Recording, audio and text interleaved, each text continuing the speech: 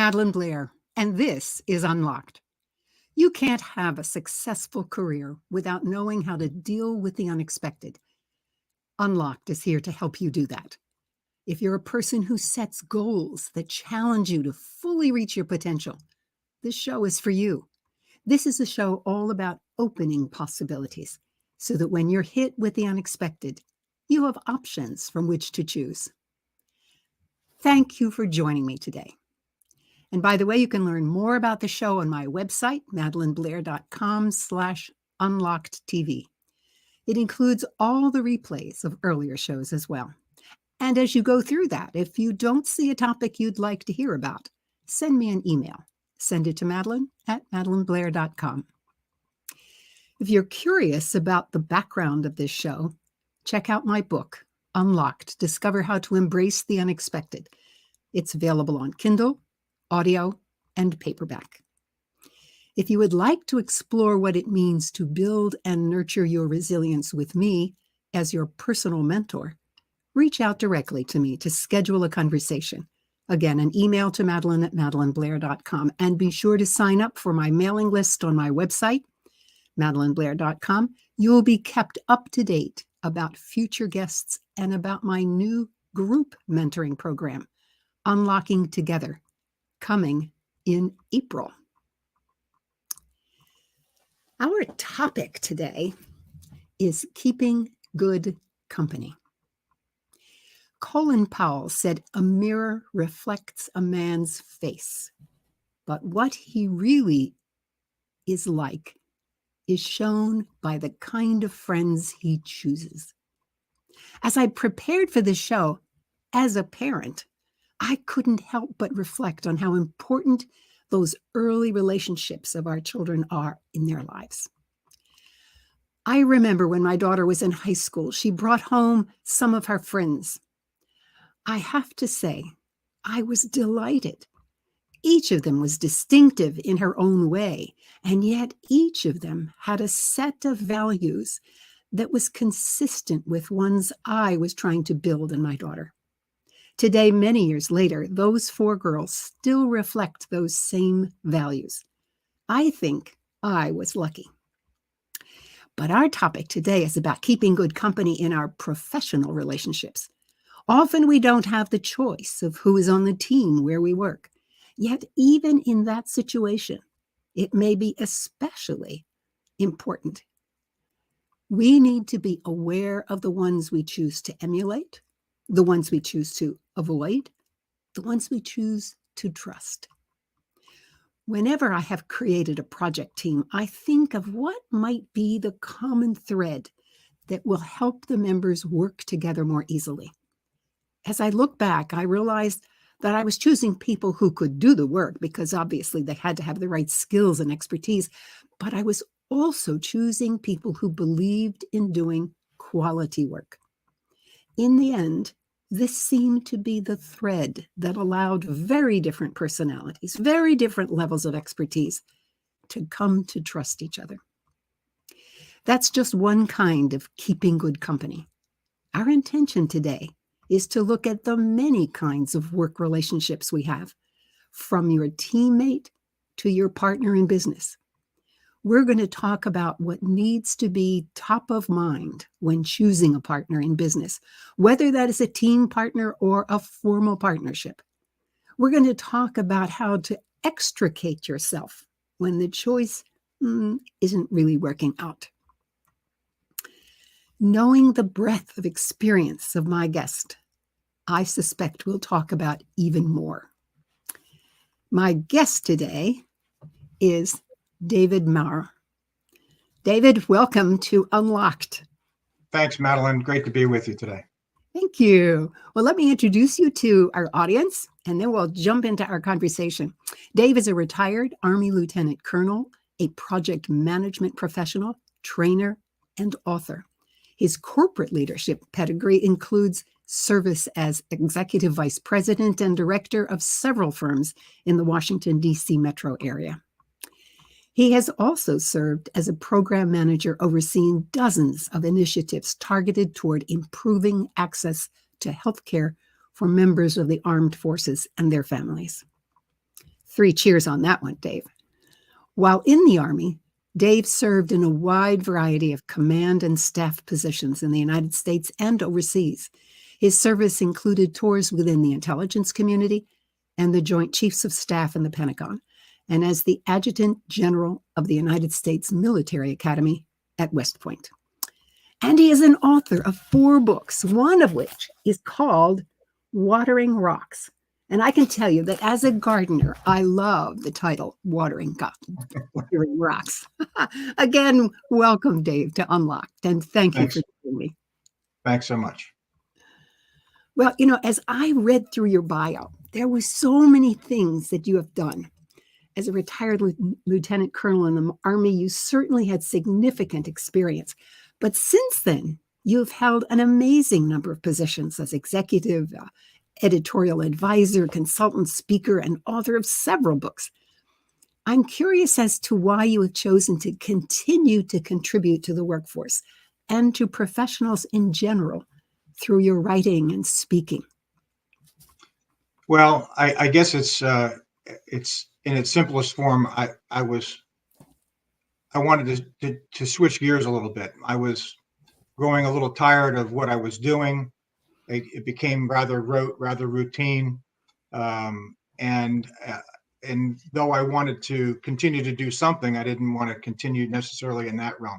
I had done 20 some years in the Army, moved on, and then 20 some years in the private sector, and I was finding that I was faced with the same challenges over and over again, and not that they were easy by any stretch, but they were repetitive, and maybe I just felt somewhere deep inside I wanted some different challenges. So I decided to retire a second time about 18 months ago, and then realized soon after that that if I didn't start creating some new challenges on my own, my only challenges were, do I want bacon or sausage in the morning, and I needed something a little deeper than that. So I sat around for a while and enjoyed the quiet time, and the lack of emails was daunting. I felt like I was on another planet from being out of touch. So I started thinking about, well, what can I do? And that's when I decided I would do a little bit more writing. I started a blog, and I did want to keep my hands in the presentation arena, so I could go out and speak, and wanted to share what I know. It's a shame when you live a long time and you've had a fairly varied career. You don't want to just close the door and shut it out and forget about it, and then not be able to share what you've learned with some other folks. So, Dave, I love that story. A couple of weeks ago, I interviewed Dominique Lallemont, and she's had, I can't tell you how many careers that she would stop one and pick up another. And now she's working very hard to help fund the restoration of the Chartres Cathedral, well, the Notre Dame Cathedral in Chartres, France. I mean, talk about a really different approach. Right. So I'm with you completely. I know I think I've counted my careers and I have 4. Yeah, that's right. Well, it keeps the energy up, right? It does. It does. It really does. Well, I'm sure you learned a great deal about management in the military. I think you've implied that. What have you learned since about management? Well, and you're right. You do learn a lot about management and leadership in the military. It's leadership by fire, because you're, particularly as a young officer, you're immediately in charge of people and things. And one first thing I learned from my dad, who was also in the military in World War II and retired as a colonel, was to trust the people around you, build a good team, and when in doubt, defer to the NCOs, to the non-commissioned officers, who are quite a bit smarter and much more experienced than you are, whether you like to hear it or not. He was right about that. And any of the NCOs that have worked for me over the years in the military will tell you that I counted on them quite a lot. So it's surround yourself with good people and listen to the advice that you get.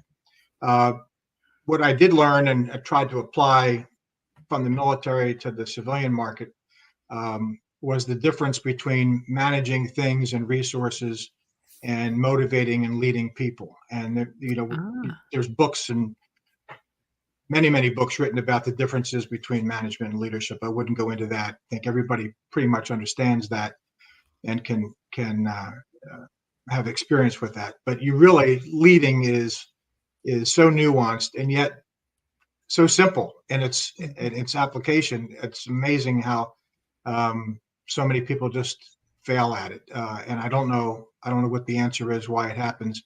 I think some people just get a little too um, enamored with themselves and believe their own press that they know everything, and clearly we don't. Right. And you really need the advice of so many other people who've got much more experience than you do. And It then, does. yeah, you do lead. You lead by example, and you lead and you take responsibility and accountability. But it's a shared responsibility. But I think one of the things, and you kind of hinted at this, is that when you're in a leadership position, the key there is to know where you're going and to be able to define that sufficiently to those who you are going to depend on to get you there. And it's when you don't have that clear vision, or as you suggest, you think you know it all. Because once you have a clear vision, it's amazing how people, you can convey that, how they really will be excited and motivated to help you achieve that. The vision and clear objectives. Mm-hmm. You know, we remember, I think it was older President Bush, who talked about the vision thing and how it was pretty nebulous. And you're right. We have to have a vision. You have to be able to articulate that vision and Mm-hmm. share it with other people and have that the shared values and how to attain that. But you've also got to have clear cut and achievable objectives that support that vision. And if you don't have that, then you're kind of rudderless. You don't know where you're going, and you won't even know when you get there. Because I had one uh, brief experience that I'll share with you about objectives and so forth. And it was years ago. I was a young captain. I was in great shape, and we would take morning runs. This was when I served in Italy, and we would take these runs, and I would decide on at the spur of the moment, well, we're going to run 2 miles, or we're going to run 4 miles, or we're going to run 3 miles, and I just kept it to myself, and we ran until I got tired. And that was the benefit of being in front of the formation. But I found over time people were falling out of the formation. They were younger than me, and they weren't keeping up, and I didn't understand it. And I asked my senior non-commissioned officer, or sergeant, I said, well, what's going on here? Why is that happening? He said, why don't you tell us before we leave how far we're going to run? Mm-hmm. And I said, well, why? He says, so we can gauge ourselves, so we can pace ourselves. Pace. Yeah. These guys are falling out, not because they're out of shape, but they don't know how to control their wind and their pace and their breathing. If you just tell us we're going to run 3 miles today, we'll get there. And pretty smart guy. I started doing that. People stopped falling out. And it was knowing where you're going, knowing how far you're going to go, so you could pace yourself. And it's those objectives Mm-hmm. that I think made the difference. I run a lot of facilitating a lot of meetings and things like that. And the key is to make sure everybody understands what you're going to do through the day, because adults like to know what's going to happen. And I That's right. loved your example. I think it's a perfect one. Well, our topic today is actually called keeping good company. What does that mean to you? Well, it's nuanced, isn't it? It means many things. Yeah, I think you mentioned earlier at the outset about parents and being a parent of your girls and hoping that they make good choices in the company they keep. I have 3 sons, and I had similar hopes, and I was also very pleased with their choices. In the context of business, of course, it's partnerships, it's subcontractors, it's friends that you count on for advice, it's other companies, it's colleagues, it's those around you, to all sides. We're all guilty by association, right? Of the folks that we hang around and the folks that we work with. So, do we want to be a part of a group that is well thought of, or do we want to be part of a group who is not? And sometimes the temptations are, we're going to join a team, or we're going to ask some people to join our team who maybe we know aren't the aren't exactly our type, and we do it anyway. And I think 9 times out of 10, maybe 10 times out of 10, we end up regretting that because we just don't want to be painted with that brush, or Mm. tainted, I should say, with that brush. Because we want to be the good partner. We want to have good people with us. So I think it's important we make good choices as What's leaders. And what's really top of mind for you? I mean, I mentioned that I sought out people who had the capability, but also who had uh, a really valued quality. But those were my assessments. yeah, What from your perspective should one be looking for? Not specifics, but the types of characteristics. well, if you're talking in the business world about partnerships, and my experience with partnerships is being as a prime contractor and bringing in some subcontractors to support you. So that's a partnership, of one type. And number one, as you say, top of mind is shared values. Mm. Does that company, does that leadership, share your approach to the mission? Most of my career, well, I guess all of my second career has been in support of the federal government, one agency or another. And so that's our client, that's our customer. Uh, are we placing the client and the customer first, or are we placing profits first? Mm. And I find that one follows the other. If you do put your client and customer first, the profits will follow. But there are other companies out there, and leaders who don't don't believe that, and it's profit at all cost, and that just doesn't work, because then some bad things can happen. So I think shared values is number one, and number two is to seek other partners who bring skills and talents and experience that you don't have. Mm.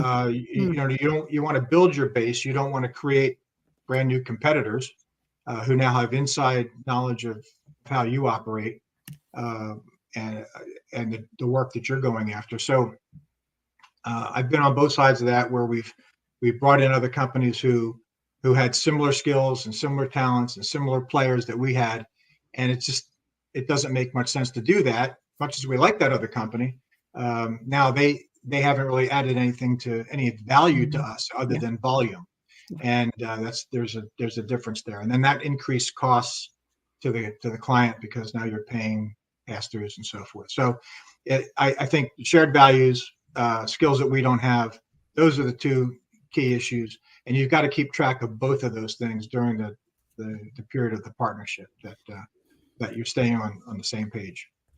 I really like that second piece. Oh, certainly, I like the values as well, and I agree with that. But what I gathered from that, oftentimes we will look for people who do similar things to us because we know we can assess that.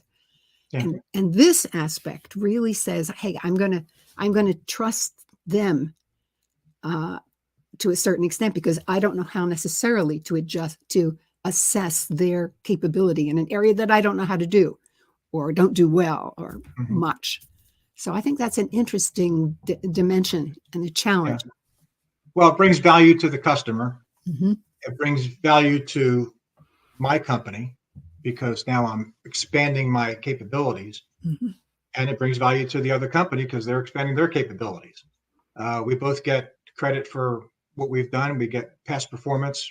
It's the key, and everybody wins. It's a good marriage at that point. But it does take, at the outset, you have to choose wisely, choose your friends wisely, who you're going to associate with, and then you have to track that throughout the process to make sure that you're staying in your lane, we're staying in our lane, we're learning a little bit as we go, and building our capabilities together. I'm really curious about this, testing it as you go along. What are some things you have done where you actually said, okay, I've got to make sure they're in their lane? I like that expression. How do you do that? Well, carefully. I think you don't want to scare them off. You don't want to give the impression that you don't trust them. Mhm. but they're doing the same thing for us or with us, that we're feeling each other out. Um, I think it's whoever is the manager, the program manager, or the project manager, or the director, whatever the term is used in that organization, is very careful to say, look, this part of the mission is yours, and these are the parameters, these are the goals, these are the objectives, and this is how you're going to be graded, and we get to grade Mhm. you. Mhm. So stick to your knitting here. Do it this way. If you have a better way of doing it, share it with me, and we'll see if we can get that through all the wickets to the client and the customer. Otherwise, if you just say, "Here's what you do. Here we need you to do the analytics for this because we don't Mhm. know how to do that." Well, if you don't monitor that and at the outset, put some bumpers on that so we know what their lane is, then they could veer off and either not meet the mission or exceed the mission, cost more money, and then we're all in bad shape with the client. Mm. What comes to mind as you're describing that is the is that essentially that aspect of assessment. You've got to determine how not only what they're going to do, but how you're going to be assessing them. And in other words, how what's the incentive for them to really perform this way? Yeah. Well, we always required monthly report Mhm. from our partners. And when we were a subcontractor, we provided a monthly report to our prime vendor. And that's where, in fact, more than monthly report, we had a weekly phone call with all of my managers across my own company and our subcontractors. I'm just talking about my most recent experience. And they were literally all over the world. So we would get on a call at 1 o'clock on a Tuesday, and it was good morning, good afternoon, and good evening because people were everywhere Yeah. from Europe to the Far East to California and Hawaii and everywhere in between. And it was a chance for everybody to explain what they were doing, where they were, what impacted one another, and for me or for whoever the boss was at the time to um, more clearly articulate the objectives for the week and what happened the week before, Mhm. and just to keep everybody on target and on mission. So there were those assessments just in the phone call, then the after call when somebody would call in and say, "I wanted to talk about this, but not in a group setting," Mhm. and it would give me a chance to advise and evaluate uh, their performance. And then, we were subject to evaluation from our client, and that included our partners. Yeah, As you describe it, it's something I recall from when I did a lot of organizational development work because my teams were all over the world. yeah, And it's a challenge. it's a challenge, but it's doable. You just have to say, this is the reality. And I think that uh, if there is one positive, if I dare say that, coming out of COVID, is that managers have begun to see you really can manage people who are distant from you. It takes a little more work. Yeah. It takes better communication, but fortunately, the technology allows us to do that. Well, we were way ahead of the curve on that one because we had no choice but to manage remotely. Exactly. Well, I had I think nine managers that were literally all over the world, and mhm, their staff, it was a training mission, so their mhm, staff worked from home unless they went into the training facility. So mhm, everybody depended on everybody to work um, uh, from home and to be accountable for what they did or didn't do. mhm. And you have to trust people, right? Yeah. And if you don't, I always say, well, let's start out with trusting everybody until you've given me a reason not to, and then we'll deal with that. But if you start with the other premise that nobody's trustworthy, you're not going to get anywhere. But I was very fortunate. I had a great team. I had great support folks, and I was able to trust everyone to do their job, and they did. We've been very successful. Mm. So much of that comes from the fact that you began with that intention. Yeah. I sometimes think that people underestimate the power of our own intentions. So if you intend for the group to work together, that sends a silent message, so to speak, Right. out to them. Well, I want to come back to your book. It's about those times when, as I read it, that you must decide as a leader where to put your managerial attention. I mean, you don't want to be watering rocks. Right. Tell us about some of the times when you had to consider how to deal with a partner, whatever level, who turned out to be not what you had hoped. How did you stop watering that rock? Well, let me just take a second to kind of define what I meant by the term Please, watering rocks. please. It could be about gardening, but it's not. I think I've watered enough rocks in my backyard as well. Watering rocks to me was kind of a metaphor for a leader spending an inordinate amount of time trying to make something out of nothing, and that's a crude way of putting it. But when you've got, I remember we all fancy ourselves as great leaders and as competent leaders, and you'd see somebody who's failing, and you say, "Oh, give that person to me. I can fix him or I can fix her." And then you spend a lot of your time and energy watering that rock, trying to make that rock into something it's just not going to be. And when you spend all that time on that mission, what happens to the greenery behind you that's been doing well? They start to die because they're not getting the care and attention that you're giving to this rock.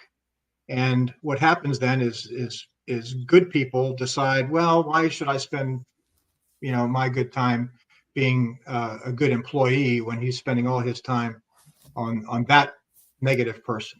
And the great people leave because they don't want to be part of an organization that spends its time on that particular person. So or section.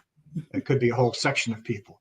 So I think we have to use our time wisely. We have to identify, sure, there's a person or an area that needs my attention. We give it the attention, but if we had determined over time, look, this isn't working, we need to refocus our attention on the people that are working well and nurture them so they could be better at what they're doing, and let that rock, in this case, either self-eliminate or you need to take the initiative to make a change and terminate that person. Well, let me come back to the intention of my question. I want to think about it in terms of a situation where you, not necessarily that it was a rock, but simply a partner that didn't measure up, didn't perform. Maybe they did perform, but they performed in a way that actually was disruptive of the team. How did you manage those kinds of situations? And do you have an example? I mean, obviously you mask it, but an example of that. Yes. Unfortunately, yes. First of all, I hope we were never that partner to someone else. And I'm certain that we weren't. I think sometimes it takes a little bit of time to uncover that. As I said, you have to pay attention as you move through the partnership that everybody is playing their role. But when you identify that there's some suspicions here, I don't like this approach that they're taking. I don't like that they've talked out of school. I don't like some of their hirings have been suspicious. Some of their reporting has been questionable. And you start to get this feeling of unease that things aren't always what they seem. I think what I used to do is, I would alert the key people in accounting if that was the issue, or in our recruiting area and retention area, or my boss, and say, let's just keep a better eye on these folks, and maybe keep them at arm's length a little bit, and not share quite as much information, because that could put us in peril if we just find that they're not trustworthy. And then at the earliest opportunity, jettison them from the team. I mean, you just have to cut it out. And if you can't trust your partners, you can't succeed. Yeah. And so that you really have no choice. You have to end the partnership when you can. If if there's no good time, there's never a good time to do that. But if you're not coming up on an end date that you can stop this one and go for another one, then you just have to bite the bullet and just say, look, we're gonna end this right now. We've got an agreement. You're not meeting the terms of the agreement, and we need to be separated so we can move on. Mhm. Create some bad blood, perhaps, but you have to live through that. You have to do what's right. I mean, it's just if we all just do what's right for ourselves and for the greater good, for the company, for the client, we'll probably be okay in the end. Absolutely. And I think sometimes, and I've worked with many managers who found it extremely hard to do this. And it was that they really felt this aspect of that there might be some bad blood afterwards. And I said, you must look at it in terms of, is this person going to succeed in their life and in their career if they continue to perform like that? And if nobody tells them that that's a problem, they may go off in the wrong direction. And when they could see that there were some real positive things that could come out of this person seeing their issues and then confronting them for themselves, then they felt more comfortable having that tough conversation. Yeah, it is. It's remember the book Fierce? I think it's Fierce Conversations. I can't remember the I know author, there's but one called Uncomfortable Conversation. yeah. Well, many of them are, and Yeah. and many of them have to be had because like you say, if I don't tell you where your shortcomings are, Mhm. who will? And Who you will? may end up going further in life than you should under false pretenses. When I was a commander many years ago, I had a young officer who was just terrible and nice guy, terrible officer. And to make it a long story short, I had to write about it in his efficiency report, and he consequently didn't get promoted or wasn't going to get promoted to the next higher grade. And the next higher grade was captain, and the selection rate was like 99%, and he wasn't going to make it because of what I wrote down. But I just couldn't. Yeah. I couldn't pass him on to the next commander. He was that bad. And I said, look, you're young. You're in your 20s. You've got your whole life ahead of you. Right. I'm sure you're good at something, but you're not good at this. So figure out what you're good at and go be that. But you can't stay in my army, and you can't influence other soldiers. And I don't want to hurt you, but I've got a responsibility greater than you at this point.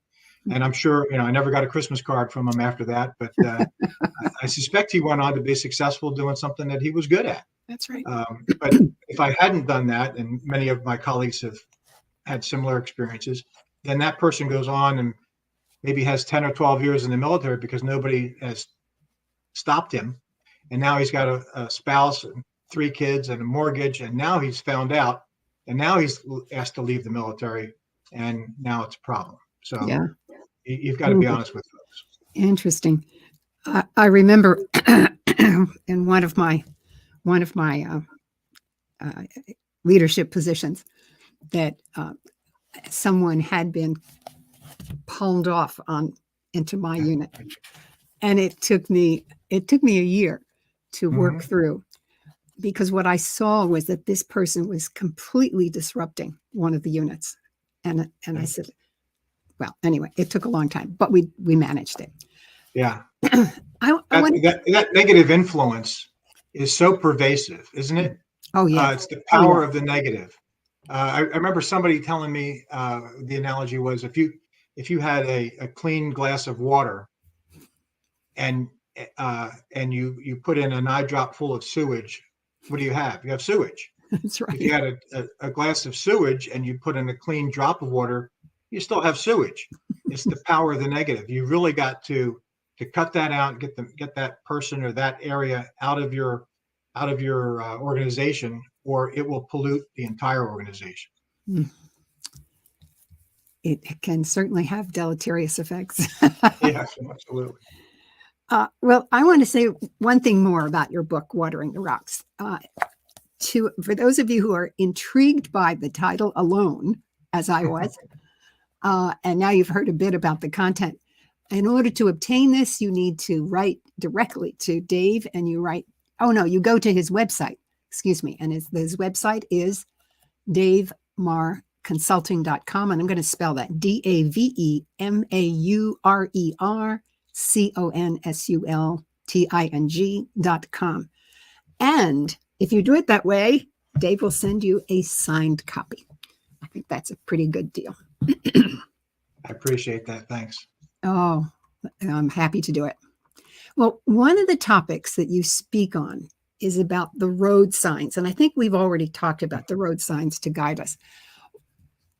But let's be as clear as we can. What should a person be looking for before there's the point at which you have to dismiss the person or redirect them? Well, I think some of it's just intuitive. The longer you're around and the more experience you have in a leadership position, I think the easier it is to identify those potential problems. I think, as I said earlier, you need to trust the senior managers and leaders around you, and maybe they see something that you don't, or you see something that they don't. But you have to have those conversations about the people around you and your partnerships and your staff, your employees. And what are you looking for? You're looking for that shared value that you talked about earlier on. Are we working well together? Are we sniping at each other, or do we seem focused on the same goals? And when you can get that feeling, again, it's maybe some intuition here that something's not right here. And if you have multiple partners, you can see it. Well, things are going fine here, but something's not right here. What's going on? It merits a little more investigation, maybe talking to the leadership of that company, or talking to your counterpart in that company, and just go out and have lunch or a cup of coffee and say, how's it going? Yeah. And I think you can learn a lot more with that face-to-face than you can over the phone or through a report. So I always tried to, and my boss, president of the company, always wanted me to go out and spend time with folks, eyeball to eyeball, body language, all of those things are quite telling, and put them at ease. They put you at ease, and you can have, like we're having, have a conversation about mission and about their goals and our goals. And is there something that we need that we haven't provided to you that's making your life more difficult? Well, I need to know that, so I can ease your pain a little bit, and we can all work better together. So I think most folks will understand it because they've seen it before. I think younger folks, younger leaders, that's where they need to lean on some of the more senior folks that have been around, or some of the more experienced folks that may not be seniors to them, but they've been in that environment for a long time.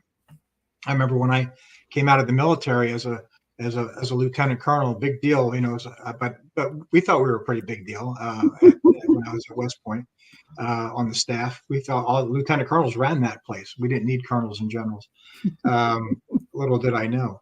And then when I got to the private sector, I realized very quickly that, boy, there's a lot I don't know, because some of these younger folks, I was in my mid-40s by then, but there were folks that were in their mid-20s who had master's degrees in that particular function. They were project management certified. All of these things, they knew much more than I did, and I had to defer to their knowledge. They deferred to my experience as a leader, and I deferred to their knowledge in the field of what we were doing. And at that time, it was the military healthcare system. And that's a good marriage. That's where I can learn from you, you can learn from me, and that's, again, that's the essence of a good partnership, isn't it? Is that we bring different skills to the table. Definitely.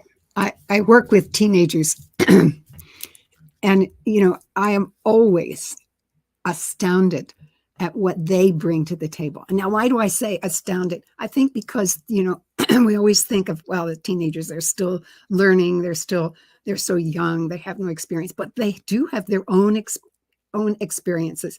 And if you listen to that, it's amazing what you learn. I love that comment. And I wanted to tell you one example I had of someone who joined my division. This was at the World Bank when I was the division chief there.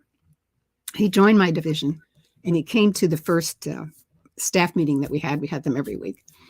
And he practically shouted at the group And I thought, I don't know why he's doing this. Is he angry?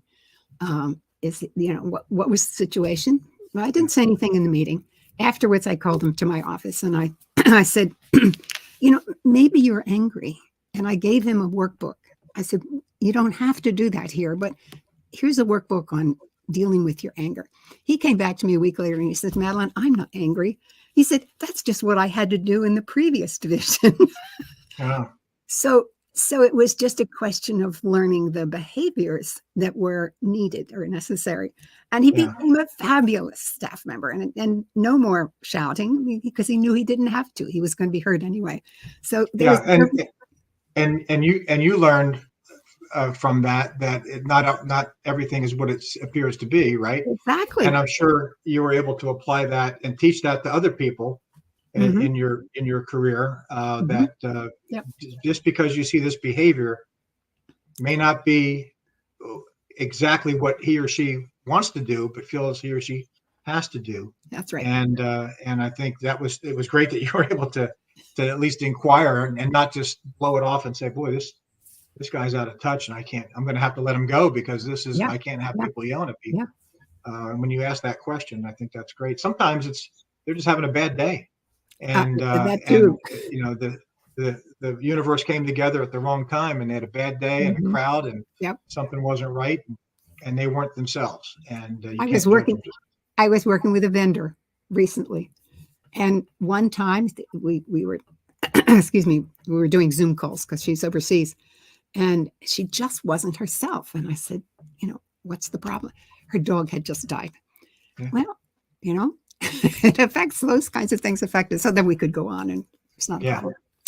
Well, I want to stretch us a little bit. What about the people you choose to be what I call your colleagues or your friends? Uh, you know, all of us have people that we know we can go to and we will get the truth from them. But what's your thought about what you should be thinking about and how do you make these kinds of decisions about who you really bring into your inner circle?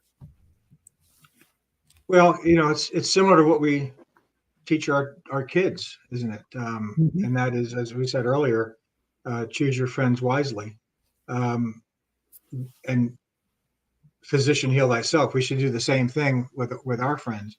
We're all exposed to all different kinds of opportunities, right? Organizations and groups and coffee clutches and lunches and whatever you happen to have these little pockets and circles of friends.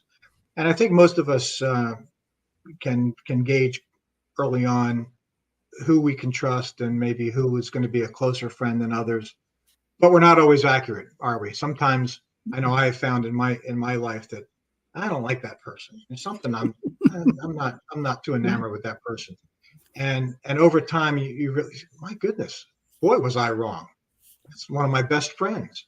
And and what changed? I don't know. Maybe just circumstances. Maybe it was just a bad day for one or both of us.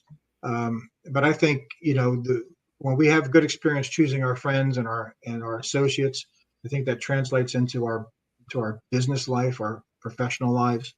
That we become better at that, and it's not always at the exclusion of other people. We can't live in that. I think in that vacuum of I'm only going to associate and be around people that I really like and that really like me, because that life isn't like that. Sometimes you have to have associations with people who are not going to be your best friends, but they bring something to the table. I'm I'm in various groups here and there, many social groups, and not everybody is in the inner circle, but it's good to have other folks around the table, so to speak, who offer a different perspective, whether it's about parenthood or politics, whatever it happens to be, because we learn that way, and maybe we learn that we're not that smart, not as smart as we thought we were, You, and certainly not as educated as we hoped we were.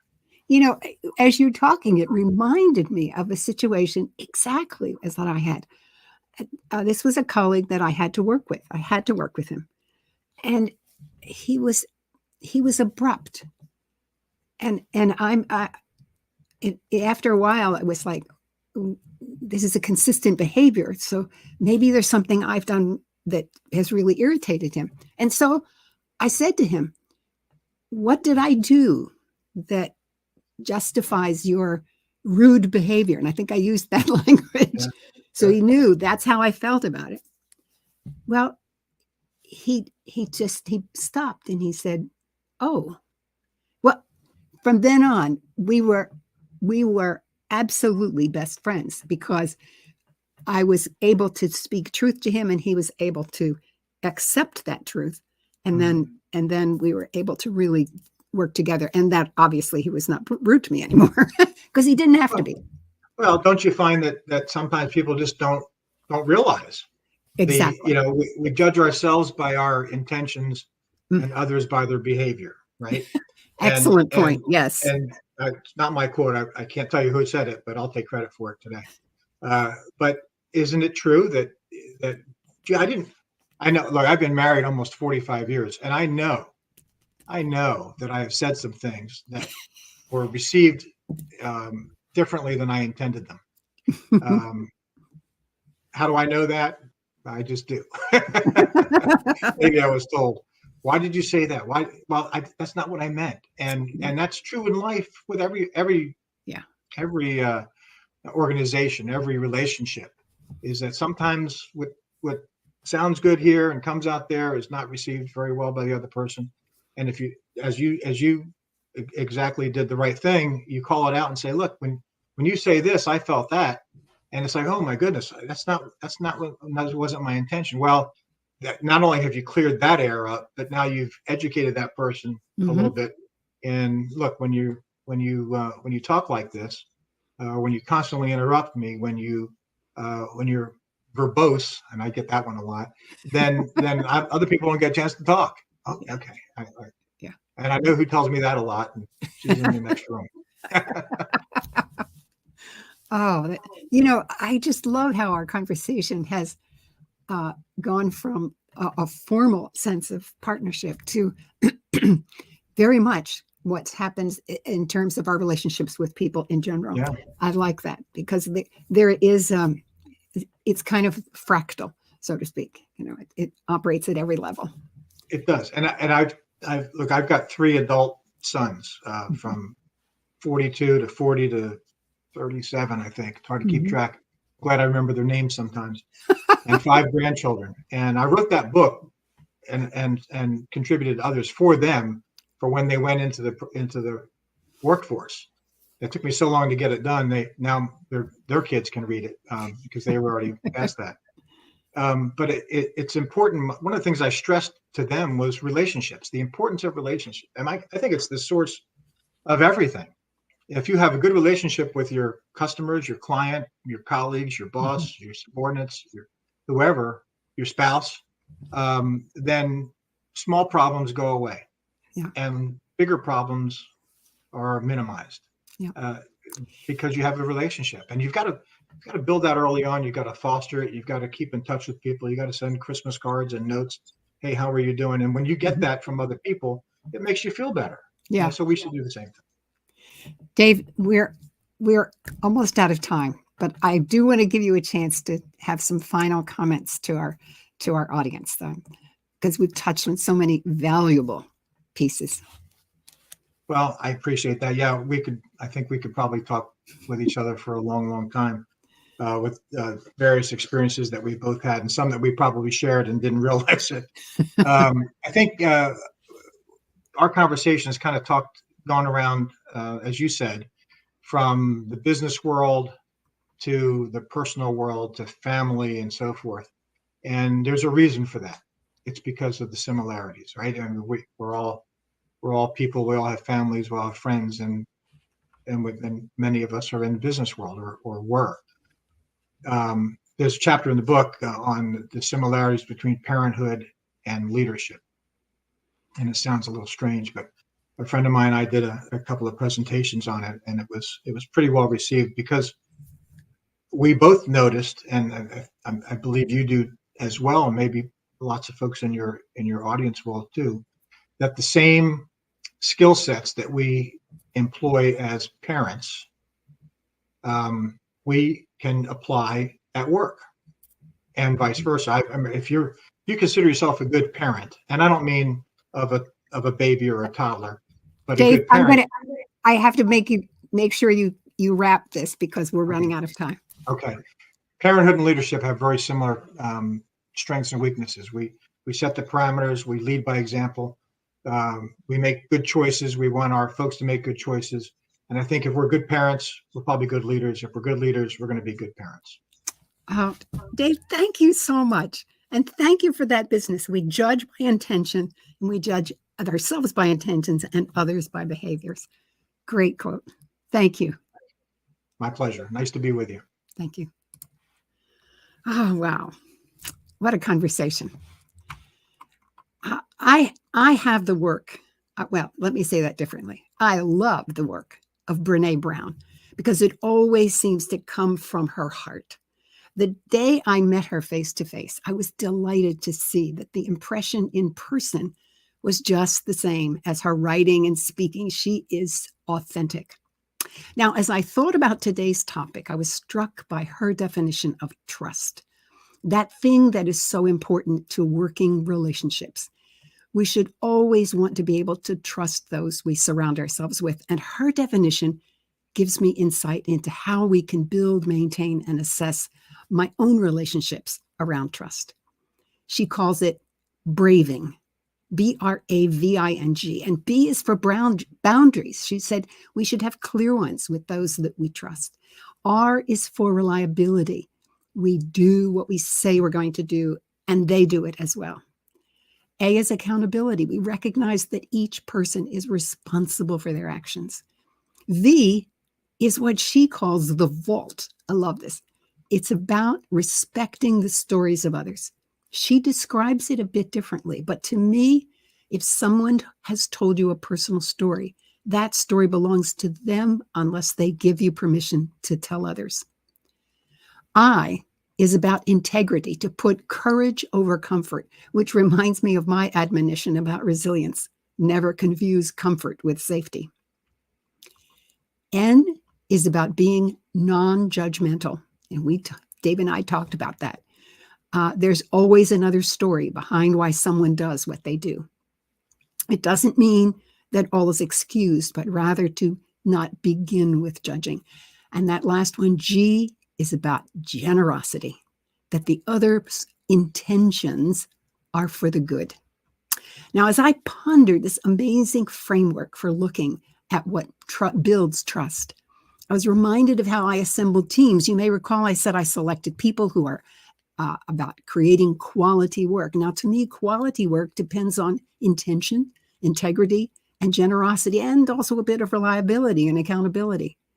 That's not the whole list from Brown, but it is the part that comes from within. Boundaries and the others, the vault and the non-judgmental, really can be reinforced and developed through good management practice. I hope this is helpful as you think about those you choose as your partners. I want to thank you for joining me today. I hope you enjoyed this episode of Unlocked. And if you did, make a comment in social media about what you learned and might do differently as a result. And if you're on YouTube, click the like button. And if you haven't done so already, subscribe. I'm Madeline Blair, wishing you infinite possibilities as you unlock your resilience.